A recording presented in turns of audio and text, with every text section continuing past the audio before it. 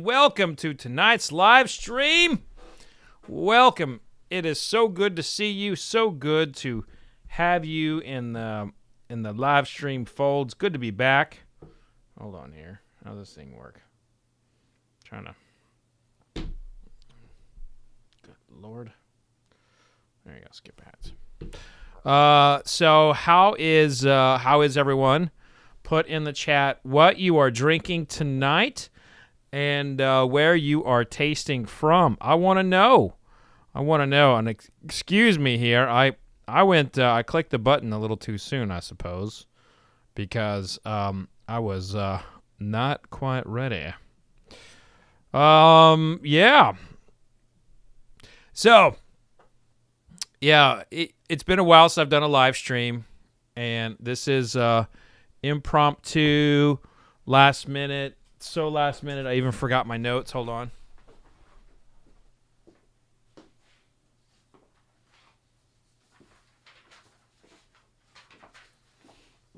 All right. So I got all my notes here. I got price points and mash bills and all that sort of thing for you today. I'm getting my primer on. Hey, Brendan Hogan. Good to see you.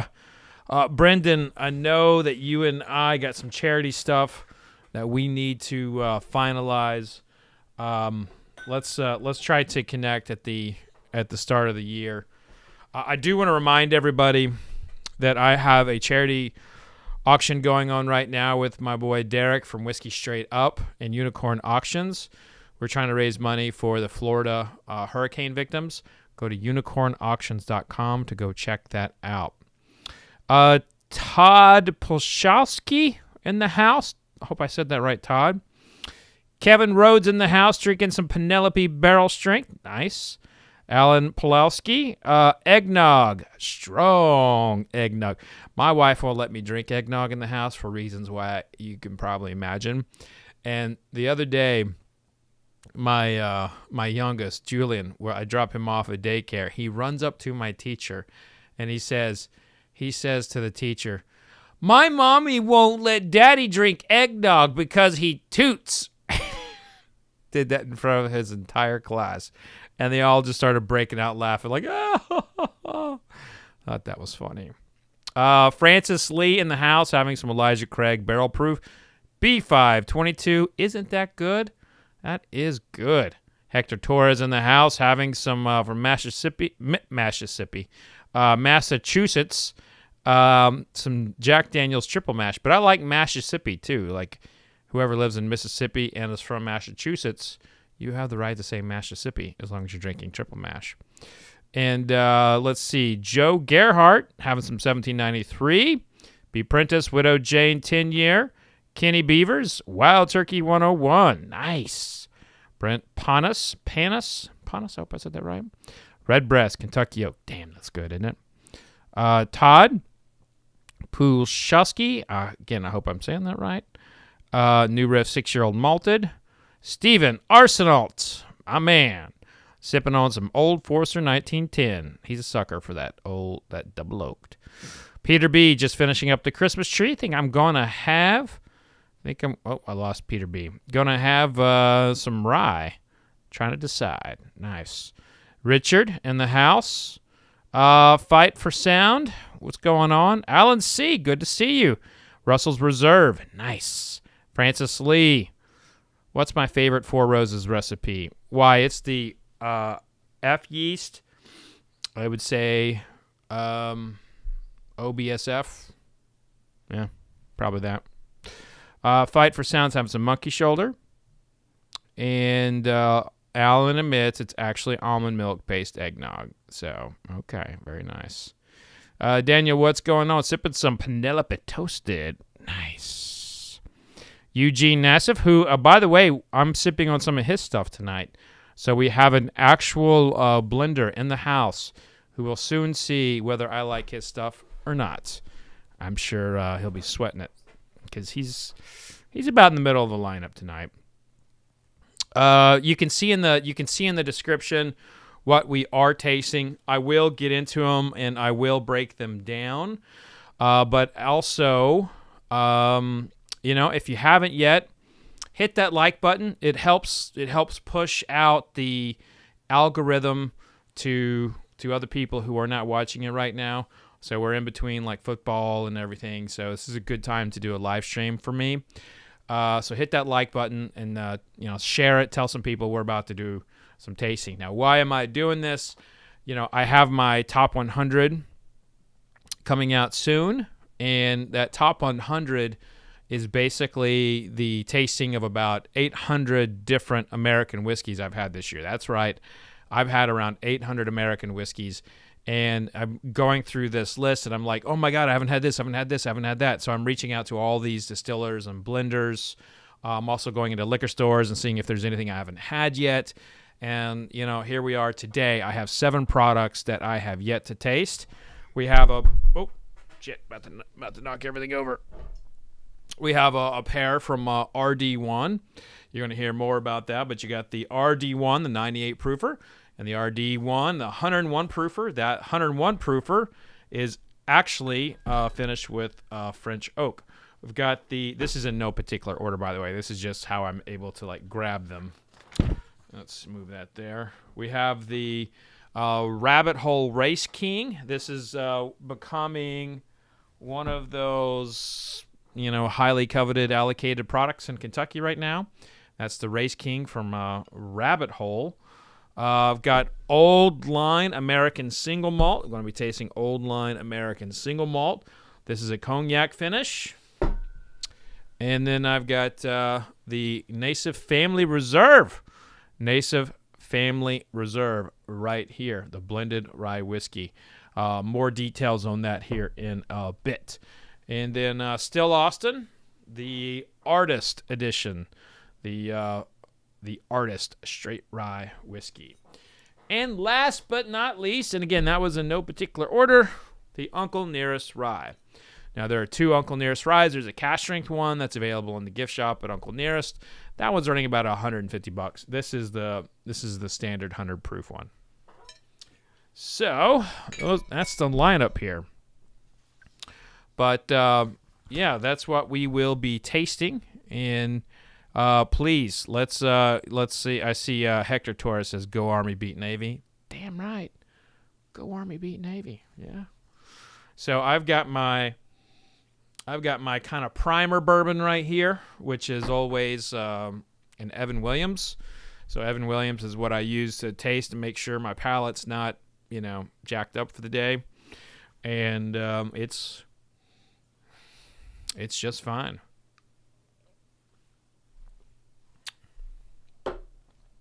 So if you all have any questions for me, please drop them in the chat, and I will be happy to answer them as I see them. But let's go ahead and jump into tonight's tasting. So we are going to start tonight's tasting with the RD1. The RD1 straight bourbon whiskey. Now, this is a mash bill of 70% corn, 20% rye, 21% rye, and 9% malted barley. You can find this in liquor stores for around $49.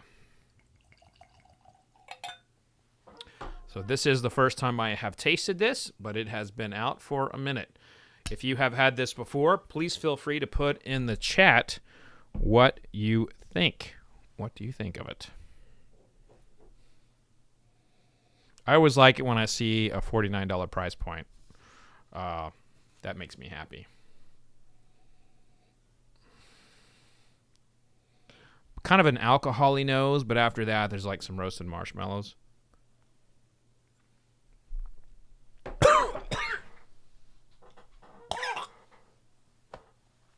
Oh, God.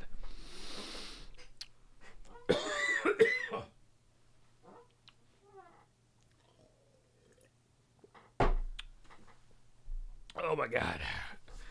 That will not be making my list. Oh, man.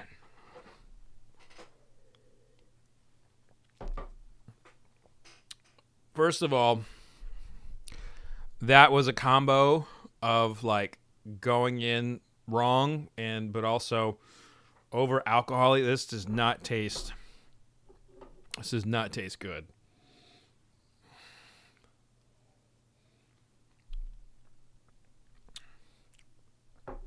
Oh, this tastes really this doesn't taste good, but my coughing and all that exacerbated what that may look like. But it tastes like, what's a way I can put this?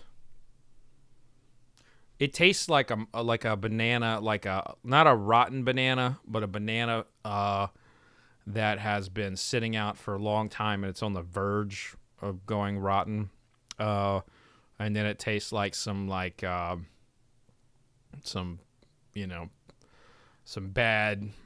cereal. Just want to make sure I taste that.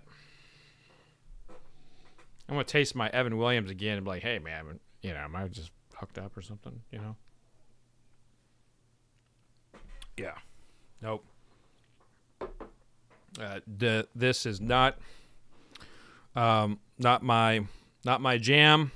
This is the one I started on, and now, not for me. But I can definitely say, taste for yourself. Always taste for yourself. Don't just listen to me or any other critic for that matter. And but yeah, I cannot say that was my jam. It was not my jam. So, what a way to start. Whew. What a way to start. Did I just see Danny Lynn in the house? Nice. It is good to see my man Danny. Or Danelle. All right. So, yeah. Thanks for checking in, y'all. I'm okay. I didn't quite, pass out or anything on that one. But I did end up drinking a lot of water on that, so I'm probably going to have to go and get a refill at some point. But, man, it's not a good way to start a tasting. Woo! And you know what? They just... Oh, boy. We're doing it live. Yeah. The palate don't lie. So I did like one of their products called WM Tar. That was, in fact, I loved it. I loved it a lot. And it is on my list, which I haven't revealed that list. Singling members will get to see the list before anybody. And so now I'm going to jump into the French oak finish from RD1. I'm praying that this one has the French oak has basically gotten rid of whatever note that was that just irked me already. Danny, I am not chill filtered, and it's Phil Chiltered. Thank you very much.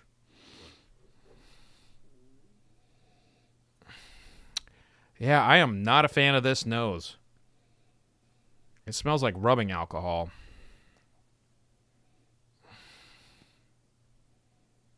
Not a fan. Not a fan of that nose.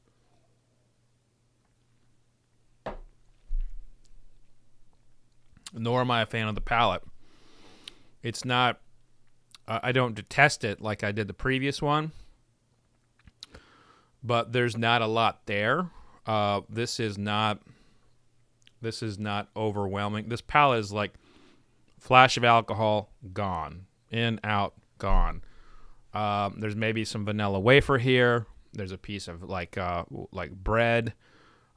Just a touch of caramel, touch of vanilla, but this is not exciting me in the slightest. A little bit more about it. The mash bill is 70 corn, 21 rye, 9% malted barley. It is $59 with a proof of 101, and it's finished with French oak. But not my jam. Like I can't even. The French oak typically will add some add some spice. I detect no spice here, and my palate is not off today. I checked with my mainline bourbon, which is Evan Williams bottled and bond, and it's fine. But that is not my jam. Not my jam. However, if you do happen to see the WM Tar out in the marketplace from RD1, that is definitely worth the money. That is delicious. All right. So next up, we are going to go with I'm going to go with Still Austin. Let me find that. There we go. I'm going to go with Still Austin. Now this is from Texas. They distill it there. They bottle it there. This is 100% Texas. In Texas, they love them some Texas. It's also a SRP of $50. That's a pretty good little price point, if you ask me. Gina says, "Thanks for doing the work, so we don't have to." I appreciate that, but you want to know what something you want to know. You want to know what's crazy? My old publisher I used to work for, Marvin Shankin, who owns a Whiskey Advocate, Wine Spectator. He and I we had a lot of conversations over the years, and I always told him, I said, I love it when I can be very critical. And he was like, that's good. You want to do that. He's like, but consumers really mostly care about, do you like it or not? And they want to know more about the ones you like versus the ones you don't like. And I'll tell you too that I think that is largely true in whiskey media. Like if you take a look at like YouTube views, when I like something, the views are up, versus if I don't like something, I'll have unsubs and there'll be a lot of it won't be as many views. But if I have a list, or if any other YouTuber has a list of saying like, these whiskeys suck, everyone just kind of shows up. It's like people want to see the crash. It's that kind of situation. But I've been doing this so long, I really wish I didn't have to taste things I don't like. In fact, I've thought about hiring someone that they just filter the whiskey for me, and they only give me the top tier. Because, I don't want to put my palate through that. I really don't. I really don't want to say I don't like the whiskey. I really don't want to say that. I really don't want to say I smell this, I taste that. But I'm honest.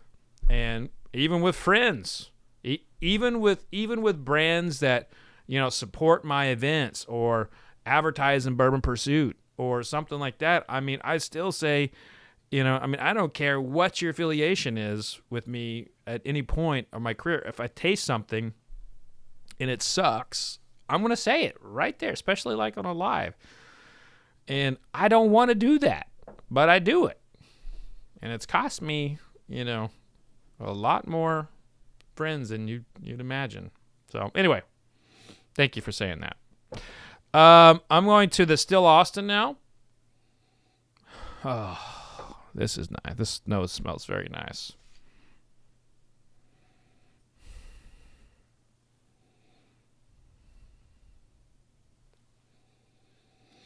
This smells like a campfire. Like a straight up campfire.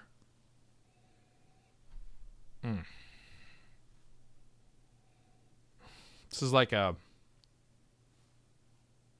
when you're roasting marshmallows and you get that stick in there a little too far and it catches on fire and you smell that caramelization of the marshmallow, but that wood is starting to get, hit a little bit. And so you got the fusion of the wood from the stick and the marshmallow kind of burning all together. That's what this smells like to me. It's a very particular smell. It's smoky, but also sweet. And damn it, if I don't love an overcharred marshmallow, I love that. Okay, Here goes the palate.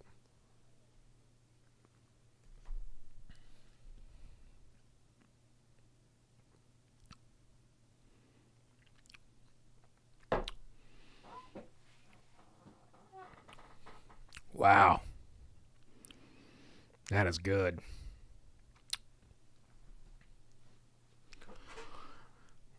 That is really good. Now, this is still Austin. I mean, look at that label there. Not a cool-looking little label. Labels are important, but of course, the real art is the whiskey. And if you have a label that's really cool, but the whiskey doesn't match, it's a wasted label. I would say that this label, which I think is very artistic, it's very nice. The back label's even kind of Nouveau American style, very clean. I think that the whiskey definitely matches that label.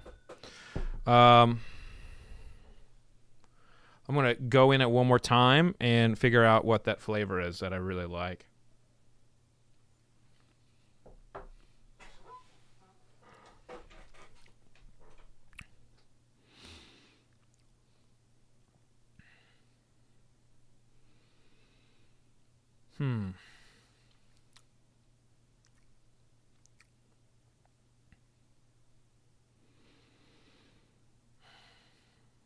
This feels like some kind of like multi-grain muffin with honey on it. You know, it's going to those fancy coffee shops and they have a multi-grain muffin with a little berries in it, and it's there's some savoriness to this. The one thing that I am not really getting in it that I would expect from 100% rye is some significant spice. There's a hint of spice in this for me. I'm not really getting a lot of spice, which I find quite interesting because you typically get some kind of baking spice or pepper spice when you have this much rye. So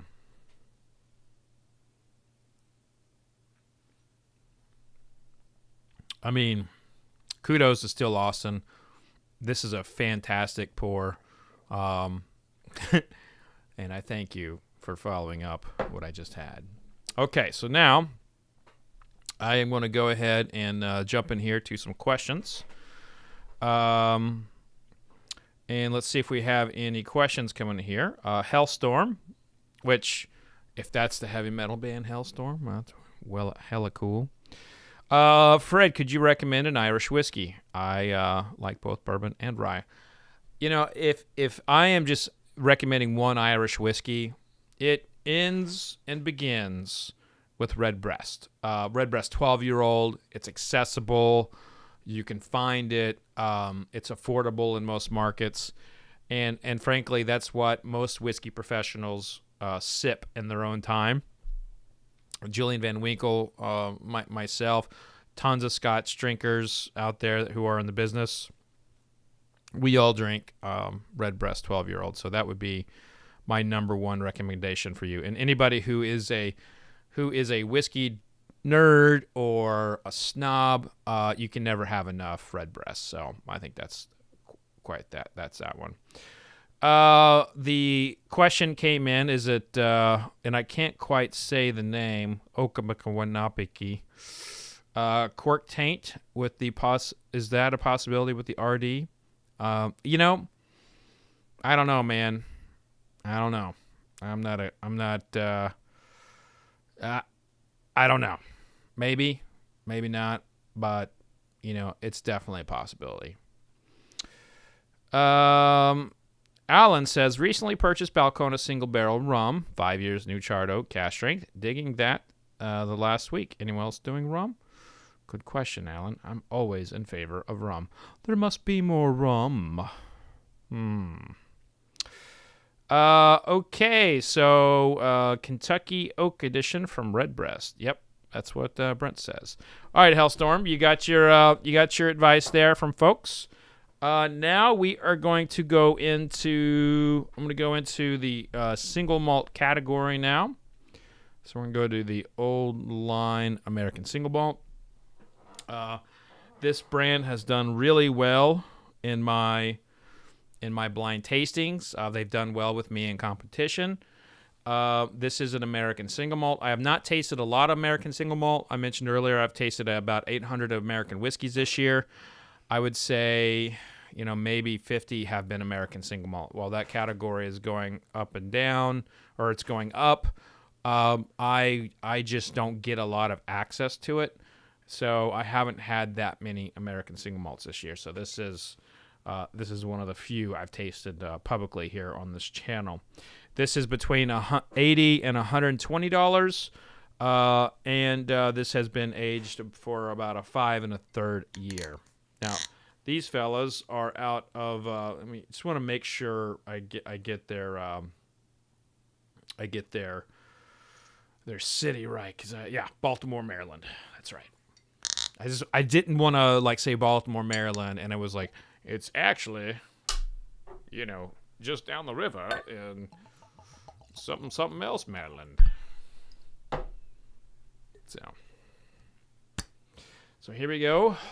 Old Line American Single Malt Cognac Cask. This is part of their Double Oak series.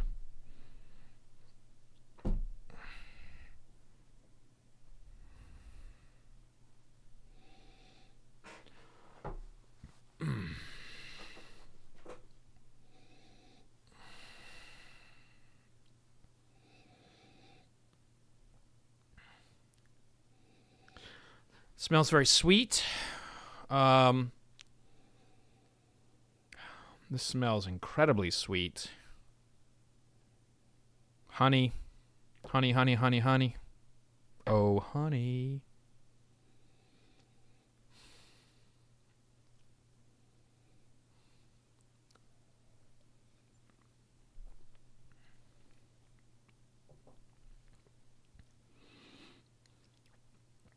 You see the proof there. It says this is 100 proof. I don't feel like that's right. Wow, that tastes hot for 100 proof.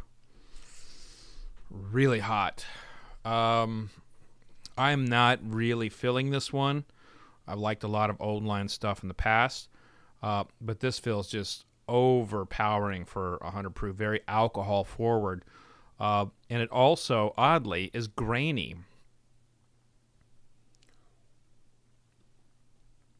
It's grainy, grassy, and it doesn't feel like the Cognac cask has accepted the American malt, if you will. It's like there's this weird overpowering of oak after the alcohol and the grain. Yeah, this one is not balanced for me. It's not fitting. It's just not fitting right on the palate. That being said, if you are an American single malt drinker, definitely worth taking a look. I'm gonna have one more taste.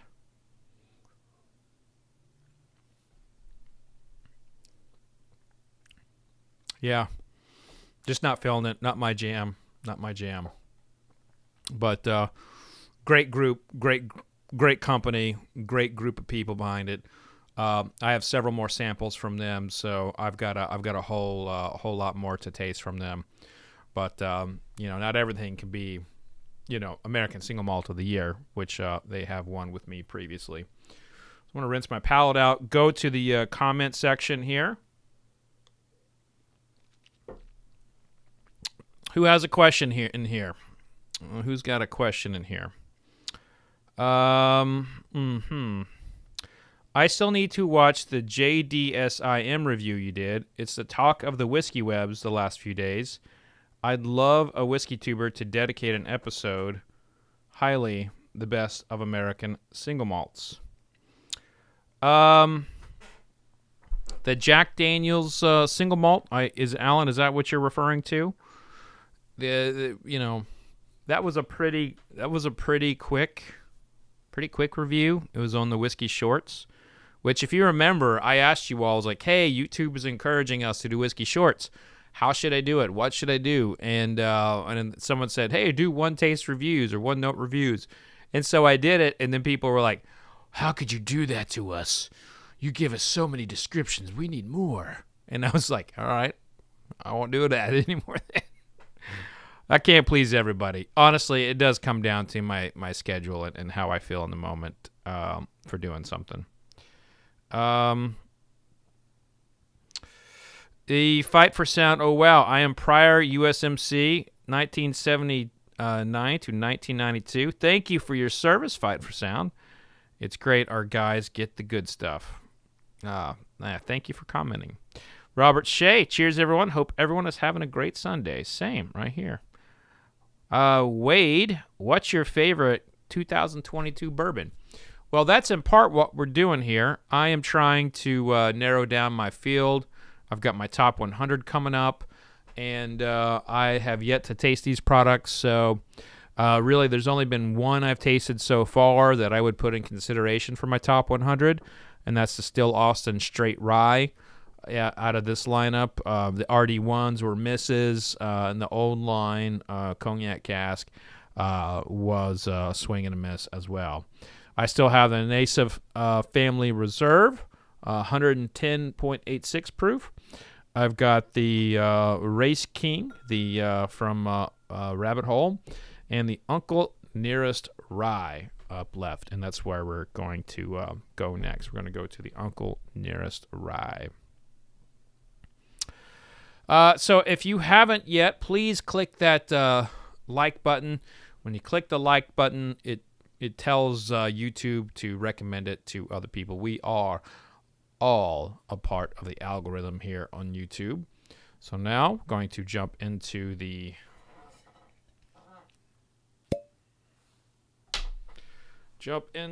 Uncle Nearest Rye. So the Uncle Nearest Rye. This is if you look on the back label here, they give you a lot of detail. Let's see if you can see that there. There you go. It's a product of Canada, aged in New York, as well as Tennessee. Of course, Uncle Nearest is in Tennessee. And, got to respect that back of label transparency. So they have a 100 proof that's a little bit more available, but they also have a cask strength product of the rye that is in the gift shop.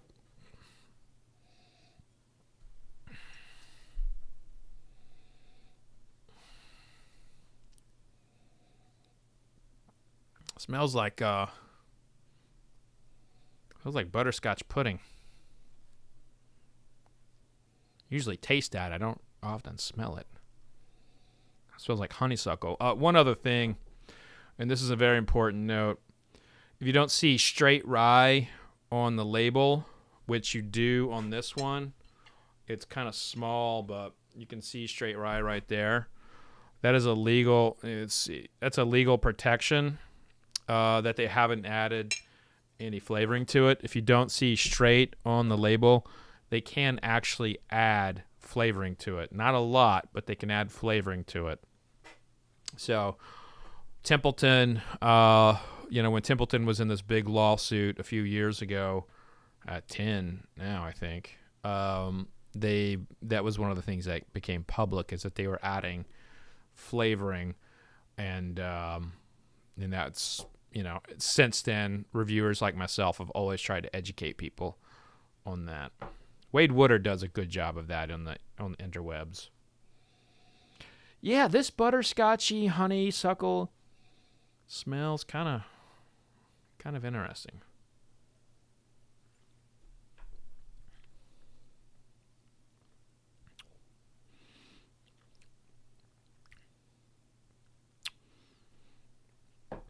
I like that way it moves on my mouth.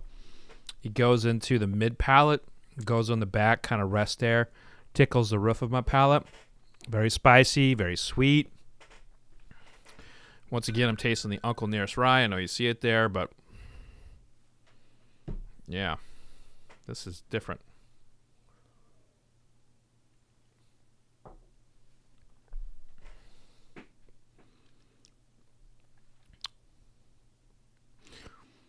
This is imagine like butterscotch pudding that had some habanero pepper, shaken in there, like grounded habanero, dried pepper put in there. And that is kind of what I'm tasting here. I'm getting butterscotch. I'm getting habanero pepper, and the way it moves all over the palate is really quite fascinating. This is delicious. This is quite delicious, and it stands up to everything else I've had, obviously. But yeah, I like this. I like this a lot.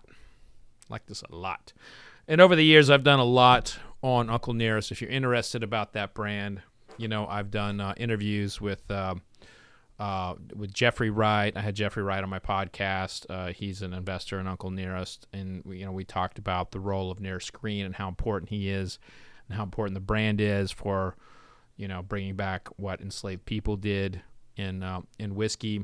And it's a big conversation, much bigger to be had than in a live tasting video. But I encourage you to seek those things out because it is important to talk about and important to note. But all that being said, the whiskey doesn't have, the whiskey doesn't lie, and this is solid. It's a 100 proofer. Is it good enough to make that top 100 list? This would probably be a borderline one. In fact, let me just do a taste off between the Still Austin and the Uncle Nearest.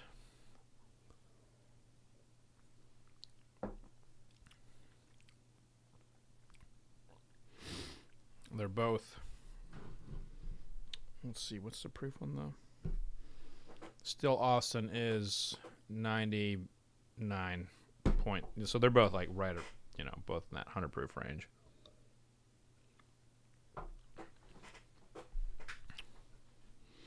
They're pretty neck and neck.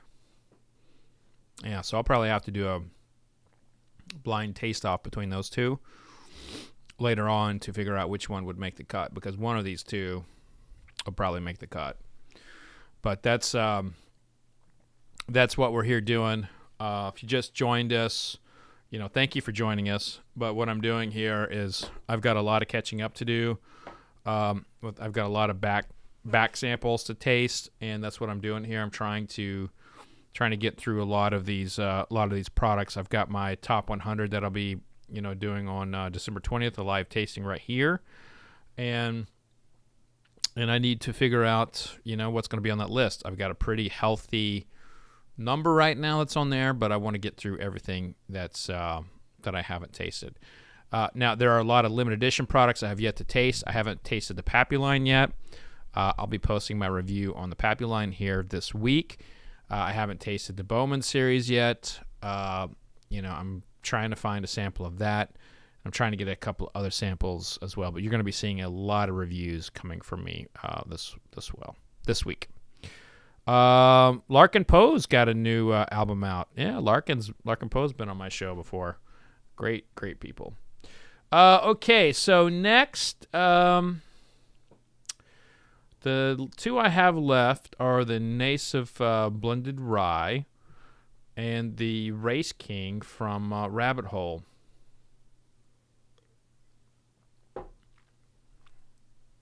Let's go with the Nassif Blended Rye.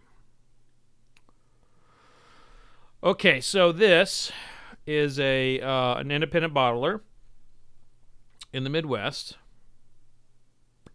There we go. This is a blend of 6-year Indiana rye and 21-year-old Canadian rye. And these are, this is a 50-50 blend, and the price on this is a sample bottle, of course. All these were provided to me by the distilleries. This is a sample bottle.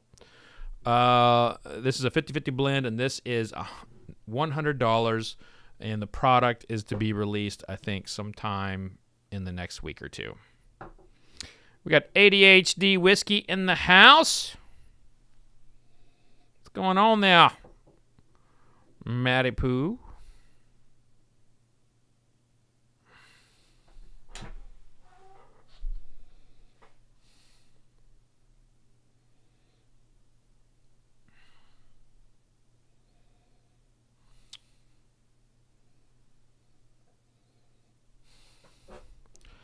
Now that's what I'm used to smelling in a rye whiskey. All straight up in there. You can smell that rye. A licorice smell there. Mm.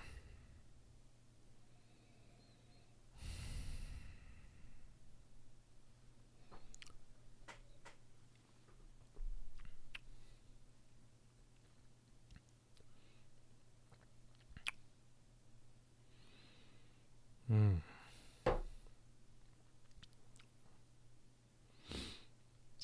Wow.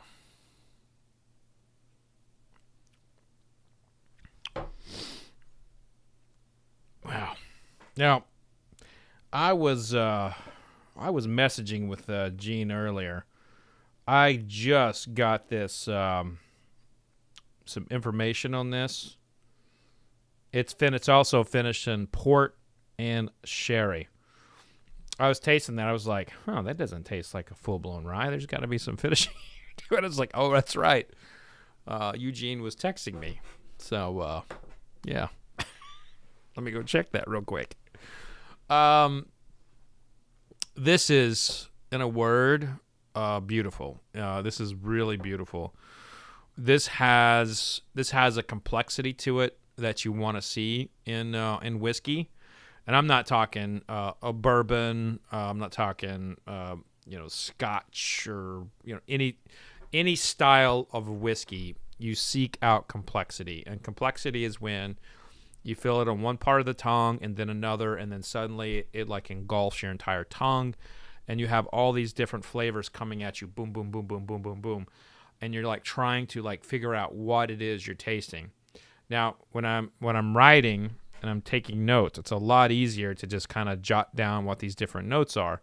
But when I'm talking into a camera, it's kind of like, yeah, I better fucking say something. I can't just, say, oh my God, it's fucking complicated. I mean, I got to give you notes. So I will tell you that this is, without a doubt, one of the best like blending finishing jobs I've had this year. This is fantastic, especially in the rye category. The nose is all rye, but on the palate, it's like it's a flavor highway.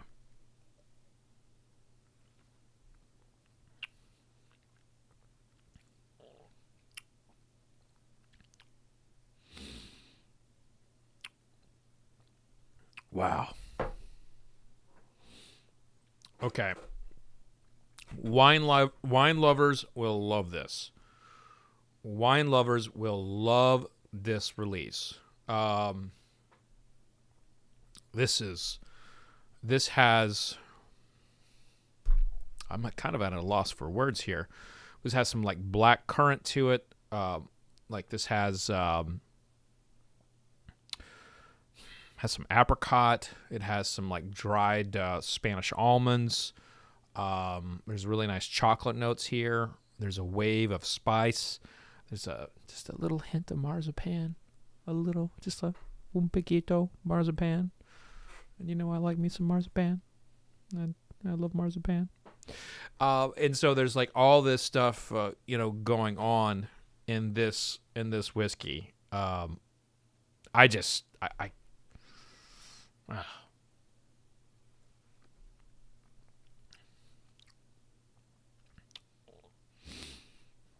This is a really excellent blend. And the fact that it has Canadian rye in it, and the fact that I just realized too that the Uncle Nearest has Canadian. It's Canadian, and then it's aged in New York and Tennessee. The American whiskey, I've kept it strictly to the United States, and I don't have time to open it up to all of Canada. So the fact that this is like 50% Canadian, I have to make some decisions about what this list is, and it's my list, so I can do what I want, but I try to stay pretty ardent to that standard of United States. I really like this. Yeah, I got one more to taste though. Can't just can't have a love affair with this particular one. By the way, I just want to say, I know you're in the chat. Eugene. If that was not good, even though you're in the chat, I still would have said so. But hey, really good job blending that. Okay. All right, so here we go. This is the highest SRP of what I have tasted so far, or today. This is my last one.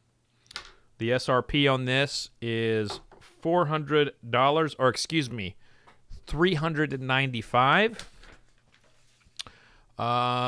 And it is a mash bill of 70% corn, 13% rye, 10% malted rye, and 4% chocolate malted wheat, 3% chocolate malted barley. 109.8 proof.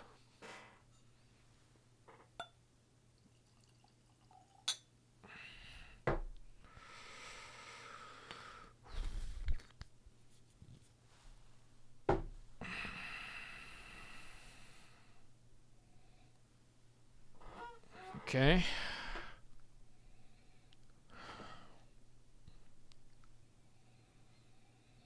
This reminds me of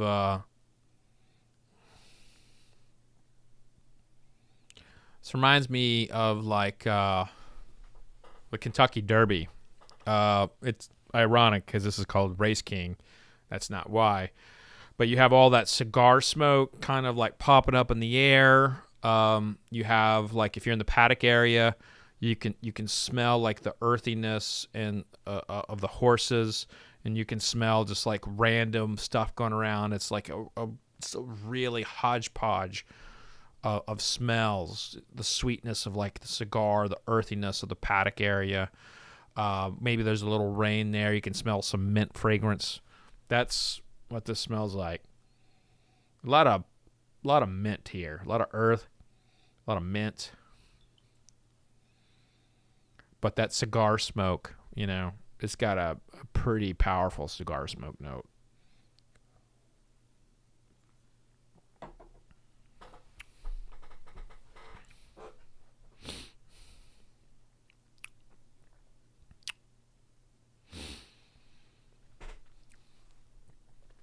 Well,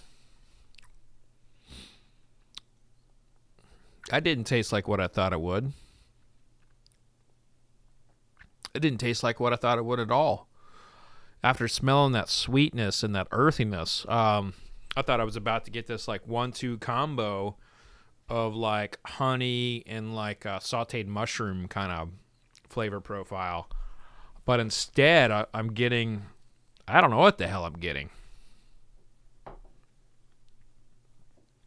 I truthfully have not had a palate like this at all.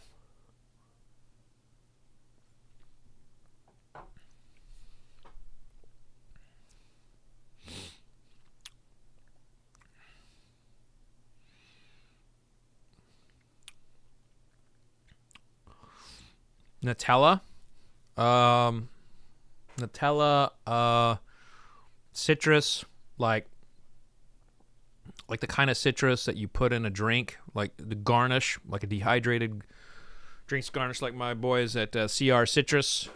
Go check them out, by the way. But like that kind of crunchy end of a piece of dehydrated orange.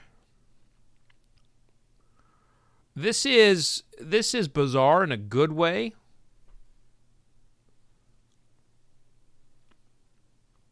It's not off-putting at all for me. And it's all over the damn place. This is a fun one. But if you're a traditional bourbon drinker, I don't think you like this one.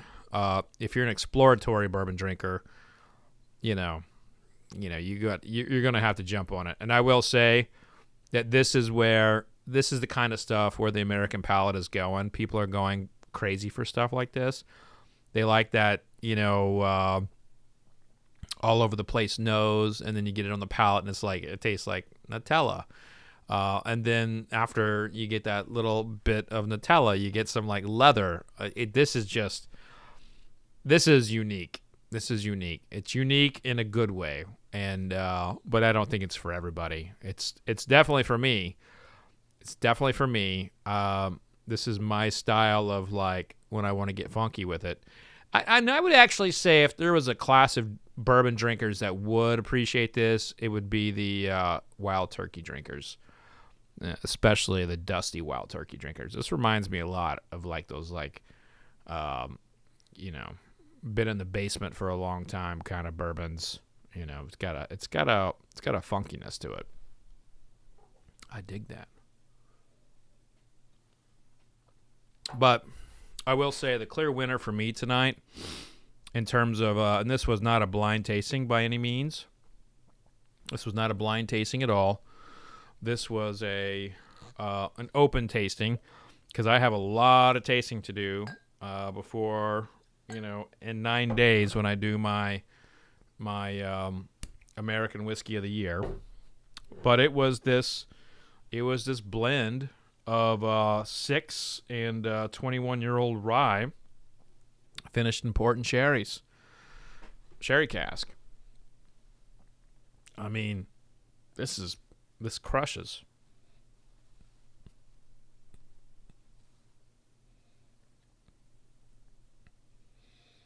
Ah, smell that there. Yeah.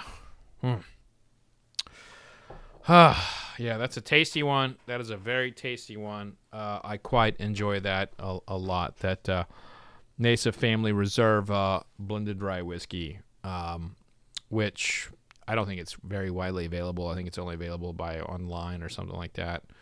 It's a small producing house, but quite tasty. But I think that's going to do it here for me on the tasting side. I don't have anything else that I have on my desk to taste.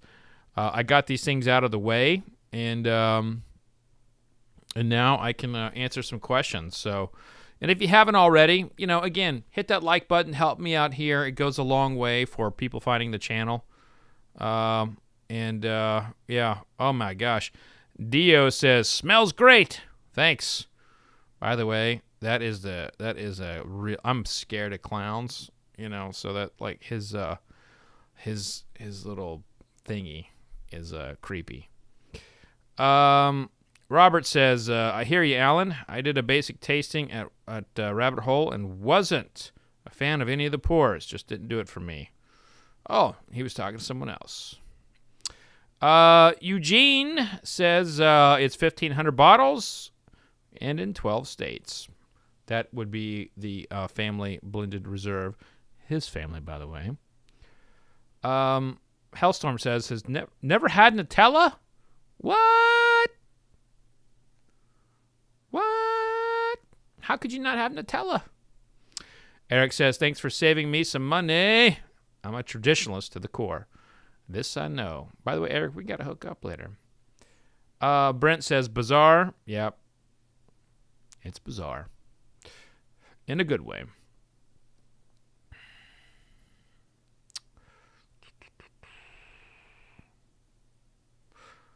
All right, let's see. A lot of tacos for that bottle. Yeah, that was a very it was very, very expensive. But at the same time, you know, if you think about the price of bourbon, it's all going up. You know, it is what it is. Mike says from Louisiana, welcome to the channel, Mike. Good to see you. Calvin, out of all the bottles you tasted today, which bottle would you recommend to us to buy? I would say it'd probably, you know, and I mentioned this, but it would be, I would break it down like, let me just say this: there is not a bottle I tasted today that is your standard Kentucky bourbon, traditional bourbon drinker. That bottle was not on the table for me to taste. But the best whiskey that I tasted and the one that I would most recommend you to buy would be the would be this one right here. It's the blended rye, 110.86 proof, from the Nassif Family Reserve. This is what I got. You know, you're not going to get that bottle. I don't even know what the label looks like, but This is a sample I got from the company. So, and it was delicious. What did I think of a barrel of vintage? I think you mean Vantage. And I did a review on that. I was quite high on it. I thought it was delicious. Kladoff guy says, where can we buy the Nassif Family Rye? That I do not know. I'm not a part of that company, but I know the guy who is here is in the chat. But I'm going to be wrapping up here, y'all. And if you have any questions for me, please let me know. Fred, for someone who likes Rare Breed and OF 1920, that's Old Forester, would you recommend something else along those lines? Thanks. Ryan, I would say an easy one to recommend along those lines, a little bit more expensive, would be Booker's. Booker's is in that wheelhouse. So John says, Fred, have you tried any of the current Willet Purple Tops? Do you think they are worth the price tag? Yeah, I mean, I had the 8-year. That was a really nice one. But I don't get a lot of those. I don't get a lot of them because I don't, I don't, when I go to the liquor store, when I'm going out to buy, I mean, when I drink those, it's typically with Drew at the distillery or with a friend who got them, or they're single barrels, So I don't get a ton of those. But I mean, Willet does great work, and more importantly, their charity work is incredible, and I respect that. But in terms of like the whiskey, it has been, not everything is a home run for me. There's not a single distillery that has hit a home run for me every single time. I mean, Four Roses would be the closest, and there's been products of theirs that were meh for me.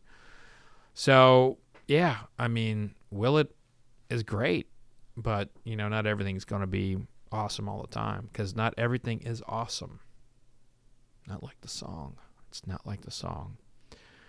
All right, y'all. That's going to do it for me. Thank you so much for tuning in. If you haven't already, click that subscribe button. Become a subscriber. Join this wild, crazy ride of this channel, which you get a live stream about once a quarter, maybe more, but usually once a quarter. But thanks for tuning in, y'all. Be safe out there. Take care of one another. And remember, vodka sucks unless it's being used for hand sanitizer. Cheers, y'all.